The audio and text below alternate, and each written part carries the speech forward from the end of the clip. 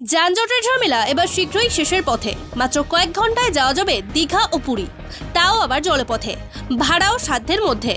কবে এবং কোথা থেকে চালু হবে এই পরিষেবা, আজ সে কথাই জানাতে চলেছি আপনাদের।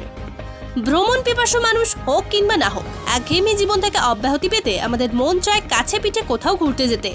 আর একথা বলতে অপেক্ষা রাখে না যে বাঙালিদের মধ্যে প্রত্যেকেই কাছে পিঠে ডেস্টিনেশন হিসেবে বেছে নেন বকখালি, দীঘা, পুরী কিংবা মন্দারমণি।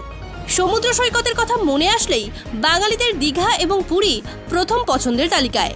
এই দুই জায়গায় যাওয়ার ক্ষেত্রে মানুষকে ট্রেন অথবা বাস বা নিজের প্রাইভেট কারে করে পৌঁছে যেতে দেখা যায়।